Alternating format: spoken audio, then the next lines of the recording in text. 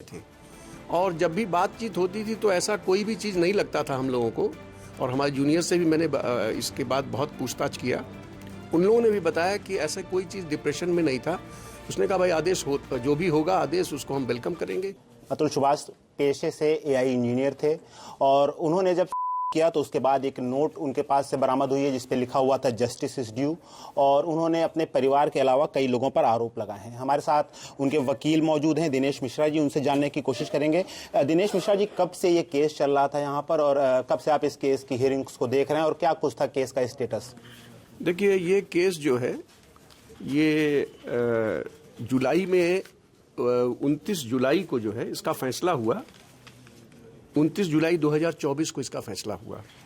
तो चूंकि बराबर हम लोग बिजी रहते हैं तो मैंने नकल निकाल ली है और निश्चित रूप से हमारी तरफ से अवधेश तिवारी जो हमारे जूनियर थे इस केस को परसू करते थे और इसको किया गया 125 में 29 जुलाई 2024 को इसमें आदेश हुआ था और उसमें 40,000 रुपये जो है मेंटेनेंस के रूप में ये एक बच्चे को, उनका बच्चे का नाम है व्योम सिंघानिया, उसके फेवर में किया गया था।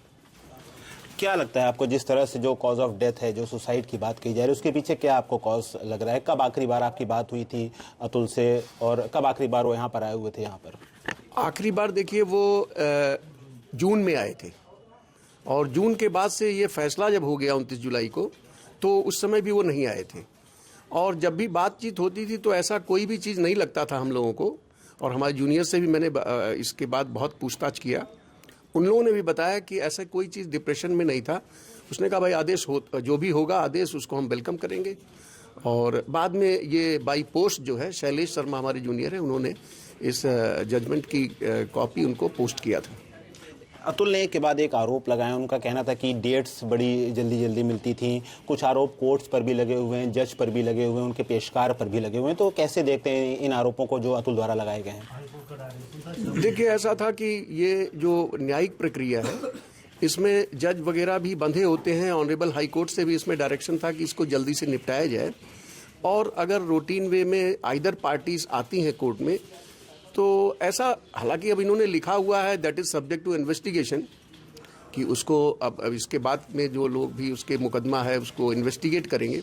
लेकिन जो हम लोगों ने पाया ऐसी कोई चीज़ उसके साथ, ऐसा कोई ग्रीवांस कोर्ट की तरफ से नहीं था। उसको डेट्स लगातार बढ़ रही थी, बहुत जल्दी जल्दी पड़ रही थी, जिसके कारण उनका कहना था कि उनको लगातार आना पड़ता था बेंगलुरु से यहाँ पर। तो क्या कुछ ऐसा नहीं था कि डेट्स आगे की शिफ्ट हो सकती थी या डेट एक ही मिल जाती है कोर्ट की तरफ से तो वही स्टे हो जाती है? देखिए, डेट्स वगैरह के लिए जो है ऑनरेबल हाई कोर्ट ने अगर कोई आदेश कर रखा है तो निश्चित रूप से उसको फॉलो करना जितना जजेस का काम है उतना ही वकीलों का भी है। तो दोनों तरफ से ये सहयोग हुआ और जो डेट्स पड़ती रही थी, अगर उसमें उनको आने जाने को लगता था कि परेशानी होनी थी तो ये एक रूटीन काम था और मुझे नहीं लगा कि कभी उनको कोई परेशानी हुई हो। उस समय ऐसी कोई परेशानी नहीं थी। दिनेश जी, एक बात समझना चाहूँगा आपसे कि क्या इसमें कोई वीडियो कॉन्फ्रेंसिंग जैसा प्रोविज़न नहीं था कि जो वहाँ से इतनी दूर से आता है उसको उसकी सुनवाई इस तरीके से हो सके, या कुछ ऐसा प्रावधान हो इसमें कि जिसे वीडियो कॉन्फ्रेंसिंग के जरिए जो पूरा केस चल रहा हो उसको सुना जाए, समझा जाए? देखिए, अभी ये जौनपुर जिला जो है हमारा है that is not so much rich, और वीडियो कॉन्फ्रेंसिंग के जरिए से उन गवाहों के लिए जो बहुत अशक्त होते हैं, नहीं आ सकते हैं, या बहुत है उन लोगों के लिए है। लेकिन रूटीन वे में ऐसी व्यवस्था अभी इस जिले में नहीं है। दिनेश जी, अभी तो उनके भाई ने बेंगलुरु में ही 4 लोगों के खिलाफ केस दर्ज कराया, तो कैसे देखते हैं इससे आगे की जो लीगल चीज़ें चलेंगी, वो क्या प्रोसेस रहेगा? देखिए, ऐसा है, अगर उन्होंने कोई चीज़ लिखाया हुआ है तो ये इन्वेस्टिगेशन और पुलिस का काम है, बिल्कुल देखना चाहिए उसको और उसकी तह तक जाना चाहिए। इस विषय में चूंकि हमसे कोई बातचीत नहीं हुई, हमारे किसी जूनियर से बातचीत नहीं हुई, तो इस विषय में बहुत अच्छा मैं नहीं बता पाऊंगा आपको। उनका कहना था कि जो एक तरीके से एक्सटॉर्शन किया जा रहा था उनसे, बच्चे को सामने ला करके लगातार मेंटेनेंस बढ़ाने की मांग की जा रही थी और इस तरह की चीज़ें, उनका आरोप है जो उन्होंने अपनी वीडियो में लगाया है। देखिए, ये चीज़ों पे भी मैं फिर से कहूँगा कि इन्वेस्टिगेशन चाहिए और पुलिस इस चीज़ को इन्वेस्टिगेट करे। निश्चित रूप से तथ्य मिलेंगे और चूंकि जुलाई से लेके, माने हम तो जून कहेंगे, जून से मुलाकात हुई, जुलाई के फैसले के बाद से लेके अब तक उनसे कोई मुलाकात नहीं हुई, कोई बातचीत नहीं हुई।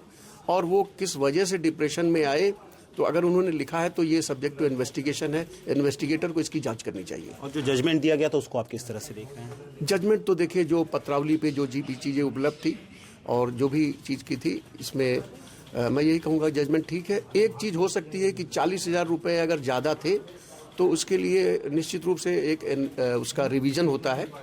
ऑनरेबल हाई कोर्ट में उसका रिवीजन किया जा सकता था, लेकिन जब ऐसी कोई लीगल एडवाइस हम लोगों से नहीं ली गई तो इसके विषय में भी मैं यही कहूँगा कि क्या सोचा उन्होंने, लेकिन डिप्रेशन में वो नहीं थे उस समय जिस समय ऐसा जजमेंट आया। एक आखिरी सवाल, उन्होंने कहा कि केस को मेरिट के आधार पर, जो जजमेंट है वो मेरिट के आधार पर नहीं दिया गया। नहीं, ऐसा मेरी राय में कि ऐसा कुछ नहीं था। केवल इतना हो सकता है कि 40,000 रुपये ये थोड़ा सा ज़्यादा हो सकता है, क्योंकि एक 4 साल के बच्चे के लिए, 3-4 साल के बच्चे के लिए 40,000 रुपये ये हो सकता है कि थोड़ा सा अमाउंट ज़्यादा हो। बाकी ये तो एक पिता का धर्म है कि अपने बच्चे को जो है मेंटेन करने के लिए दिया जाना, ये कानून है। तो वो आदेश के संबंध में मैं ये कहूँगा कि वो ठीक ऑर्डर है। केवल हो सकता है कि 40,000 रुपये ज़्यादा जून में दिया गया था। जून। ये थे हमारे साथ अतुल सुभाष के वकील दिनेश मिश्रा जी, जिनका कहना है कि जून में जो डिसीजन दिया गया था, जो ऑर्डर जुलाई में जो ऑर्डर दिया गया था वो सही है। हो सकता है कुछ मेंटेनेंस की रकम ज़्यादा हो, और इस दरमियान जब भी उनकी मुलाकात अतुल सुभाष से होती थी तो वो कभी भी डिप्रेशन में नहीं लगे थे।